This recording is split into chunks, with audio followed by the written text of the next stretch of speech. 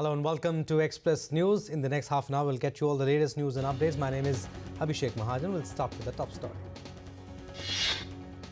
Celebrating 20 years of Vibrant Gujarat as a summit of success, world leaders took part in the 10th edition of Vibrant Gujarat Global Summit, India's Gandhinagar's Mahatma Mandir Convention and Exhibition Centre. India's Prime Minister Narendra Modi welcomed heads of various states at the summit. On the sidelines of the Vibrant Gujarat Global Summit, Prime Minister Narendra Modi posed with world leaders resonating India's principle of Vasudhaiv Kutumbakam. India's PM Modi, speaking at the Vibrant Gujarat Global Summit, hailed India's efforts in shaping global future. He said that the theme of the summit is a gateway to the future. While speaking at the summit, PM Modi said that in the rapidly changing world order, India is moving forward as Vishwamitra. While speaking at the Vibrant Gujarat Global Summit, Suzuki Motors President Toshihiro Suzuki announced $4.2 billion investment in Suzuki Motors, Gujarat.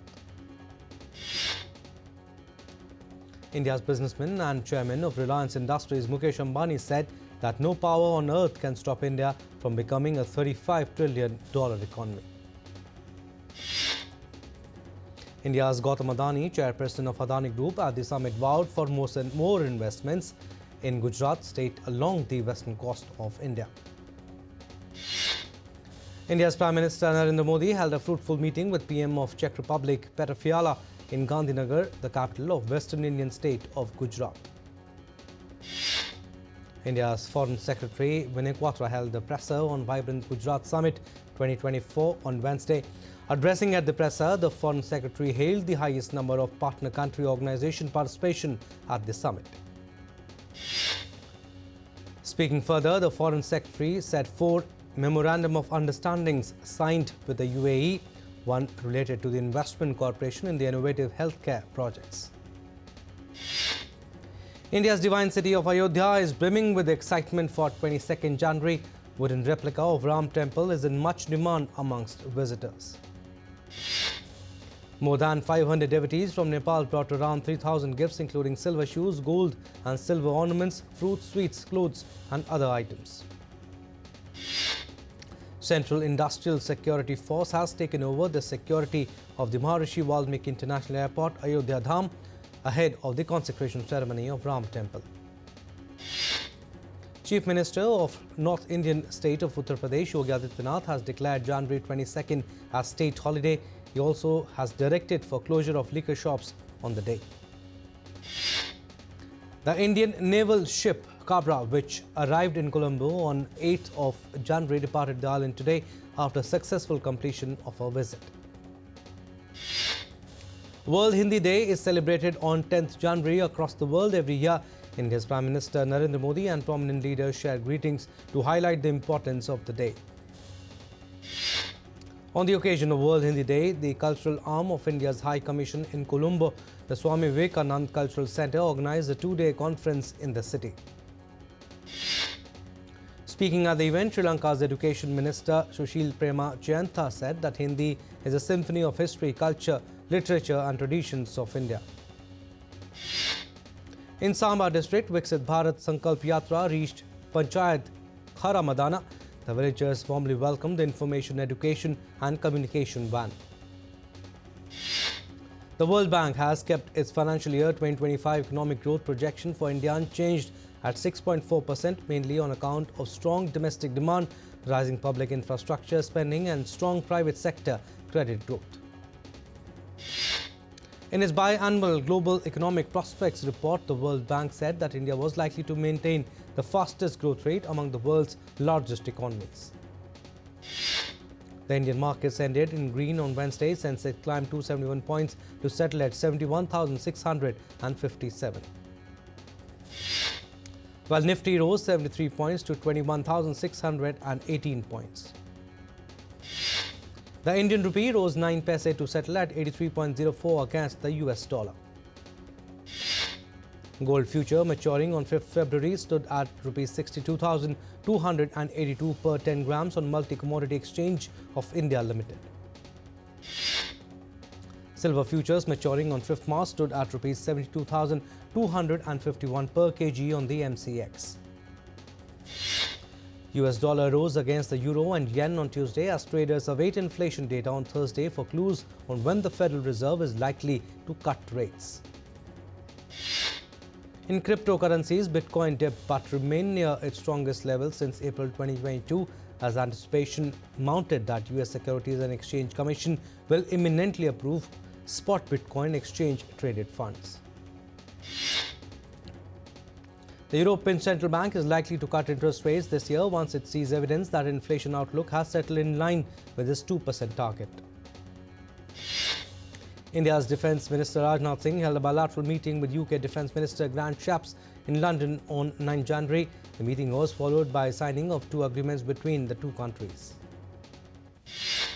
India at the UN General Assembly emphasized dialogue and diplomacy as the sole path for resolving Israel-Hamas conflict. Ruchira Kamboj, India's permanent representative, condemned civilian casualties, deeming the humanitarian crisis alarming and unacceptable. During his 4th visit to the region, US Secretary of State Antony Blinken told leaders of Israel that he saw opportunities for them to build closer ties with Arab neighbors after the Gaza crisis ends. As West Asia conflict rages on, Israel has claimed the death of Hezbollah's aerial unit commander in an airstrike. German Foreign Minister Annalena Baerbock has called for 24 hours opening of Egypt's Rafah border for better access to the aid. The German minister said that 3,000 fully loaded lorries with aid supplies intended for 1.9 million people in Gaza were struck and unable to enter the Palestinian enclave. The US and UK forces shot down 21 drones and missiles fired by Houthis on Tuesday. The incident took place into the southern Red Sea in the direction of the international shipping lanes. The launch of a Chinese satellite that flew over Taiwan has triggered a political storm on the island, which will be holding its presidential elections this week. Taiwan's presidential office said that it did not consider the satellite launch as China's attempt to interfere with the election. China has slammed the US over a meeting between Taiwan's de facto ambassador to Washington, D.C. and US speaker, saying that it opposes any form of official exchanges with Taipei. Ukrainian President Volodymyr Zelensky said there were clear signs of a slowdown in Russia's defense industry on Tuesday and called for further action to eliminate loopholes in sanctions imposed on Moscow. White House National Security spokesperson John Kirby announced a joint statement by the United States and its partners that oppose arms transfers between North Korea and Russia. President Ferdinand Marcos Jr. of the Philippines met his Indonesian counterpart Joko Widodo for talks in Manila on Wednesday. They discussed about developments in the South China Sea. Iran will strengthen cooperation with regional countries to jointly fight terrorism, its foreign ministry spokesperson Nasser Kanani said at a press conference in response to the deadly bomb blast in the southeastern city of Kerman last week. Former US President Donald Trump threatened to prosecute his successor Joe Biden if he returns to the White House before appearing in a federal appeals court hearing in Washington, D.C. Donald Trump was confident even as an appeals court questioned his claims that he is immune from criminal charges for trying to overturn the 2020 election. Trump's legal team maintained that former presidents cannot be prosecuted for actions taken in the office. In Ecuador, at least 10 people have been killed in a series of attacks blamed on gangs as the country exploded in what President Daniel Noboa called an internal armed conflict.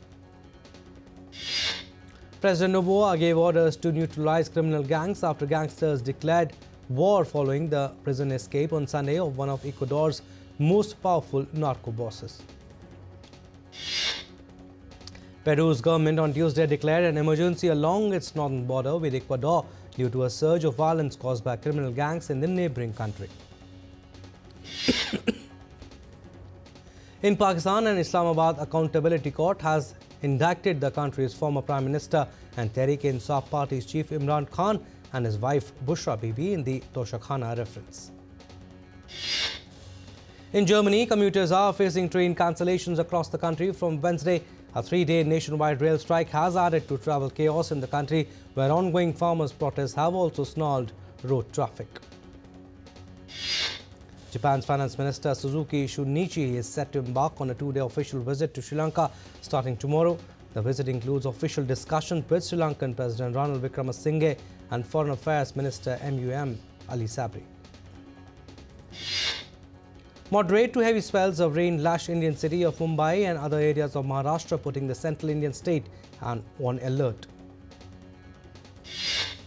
In the grip of an intense and bone-chilling cold wave, North India, including Delhi and Uttar Pradesh, struggled to stay warm as temperatures hit record lows.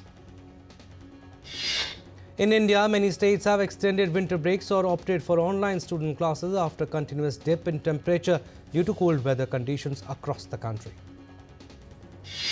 A strong winter storm hit northeast parts of the United States over the weekend, dumping heavy snow and rain in several states, including New York and Massachusetts. Over 4,18,000 homes and businesses in 12 states are without power ahead of a brutal freeze. The current storm is covering most of the country east of the Mississippi River and is moving towards the U.S. northeast. Following a severe storm on Tuesday that impacted New York City and the U.S. East Coast, the National Weather Service has predicted adverse weather persisting into Wednesday. The death toll from the powerful New Year's Day earthquake that struck Japan has topped 200. Cold weather continues to hamper search efforts for those still missing. Japanese government has deployed 6,300 soldiers from the self-defense force to quake-hit areas, and a large-scale search operation had started in severely hit areas on Tuesday. Denmark's Queen, Europe's longest-serving monarch, will abdicate on Sunday after 52 years on the throne and will be succeeded by her eldest son, Crown Prince Frederik. On Sunday, the 83-year-old Queen will ride in a carriage to Christiansborg Palace to attend the Council of State, where she will sign her abdication. The Danish Royal Palace released official portraits of Queen Margrethe, Crown Prince Frederik, Crown Princess Mary and Prince Christian. The portraits are likely to be used widely in the international media in the coming days because much of the actual succession ceremony will take place behind palace doors. In honor of the Queen, a bakery in Copenhagen has issued a special pastry made in pyramid-shaped confectionaries containing passion fruit mousse, each topped with a chocolate crown. The owner and the pastry chef, Henrik Jonsbach, said the pastries will be on sale closer to the succession on Sunday. From a replica of Queen Elizabeth's coronation gown to a reproduction of the gold state coach, costumes, props and sets from the award-winning royal drama The Crown go on show in London this week. More than 450 costume set pieces and props are going on public displays at Bonhams from Thursday. At the exhibition, Iranian craftswomen amaze visitors with their skills, presenting picturesque drawing books, covers with gold paints and works on leather. The unique creations not only reflect the richness and beauty of Iranian culture but also immerse viewers in a world of exquisite artificial forms. Majority of landfills across Hoan Kiem district, Hanoi, have been given a second life after the district authority and residents have turned unlicensed dumping sites along the Red River into public playgrounds. The renovations are gaining popularity in the city, effectively providing people with more green spaces. The world's largest travel site, TripAdvisor, has revealed that its Traveler's Choice Best of the Best 2023 honors Hoi an ancient city and HCM city in its trending destinations category. Accordingly, the UNESCO heritage site of Hoi and ancient cities ranked second and HCM city 11th in the list of 25 trending destinations in the world. The world's largest technology CES 2024, featuring the newest advancements, opened for business in Las Vegas. The big focus this year is AI, and many attendees came to see what products developers have infused their technology into. Mercedes-Benz unveiled its concept CLA class electric vehicle featuring an AI-powered dashboard at CES. Mercedes-Benz also launched a new virtual assistant capable of providing context-based suggestions and engaging in dialogue with users, signaling another step forward in the use of artificial intelligence in cars. Tech companies showed off their latest products, Adam, who is a two-armed robot that can interact with customers, take orders and make any beverage. Aside from making coffee and drinks, Adam can also prepare food. To do this, Adam uses a combination of robotic arms, AI cameras and facial recognition software. Netflix dropped the trailer of its latest science fiction thriller, Three Body Problem. The highly anticipated mystery series will release on March 21st. Three Body Problem is an adaptation from best-selling novel of Chinese author Cixin Liu and is co-created by David Benioff and D.B. Weiss, the producers of the iconic show Game of Thrones. Danish Palace unveils official royal portraits ahead of coronation. Prince Frederick and Princess Mary to ascend the throne after Queen steps down on January 14th. Popular Polish investigative series Detective Force is set for its OTT release on Netflix on January 11th. American rapper Kid Cudi to release his new album Insano on January 12th. Lil Wayne, Travis Scott among others to feature in the album. Japanese musician Yoshihiki's cemented handprints and footprints were unveiled at the TCL Chinese Theatre in Hollywood, US. Indian sports drama film Lal Salam to have superstar Rajnikant's cameo appearance. Directed by Aishwarya Rajnikant, the movie is scheduled for its theatrical release on 9th February. Bollywood actress Raveena Tandon's revenge thriller Karma Calling is scheduled to have its digital premiere on January 26th on Disney Plus Hotstar. Indian actors Vijay Sethupathi and Katrina Kaif star A Merry Christmas to release on January 12th. Sriram Raghavan's directorial has been shot in two versions, Hindi and Tamil. Pasuri singer Pakistani-American Ali Sethi to collaborate with What Jhumka hitmaker Jonathan Gandhi on their new track title Love Like That. The song will release on January 12th. Making a return to the short test format after a gap of 14 months, Rohit Sharma and Virat Kohli will be in spotlight as India take on Afghanistan in the first T20I of the first ever white ball series between the two sides in Mohali on Thursday. Star batter Shreyas Iyer will play Mumbai's upcoming Ranji Trophy fixture against Andhra Pradesh after being ignored for the three-match T20I series against Afghanistan starting Thursday. Hockey India on Wednesday announced the second. The WTA and ATP have jointly announced new regulations that restrict evening matches to 2 per court and per day to curb matches from concluding in the early morning hours.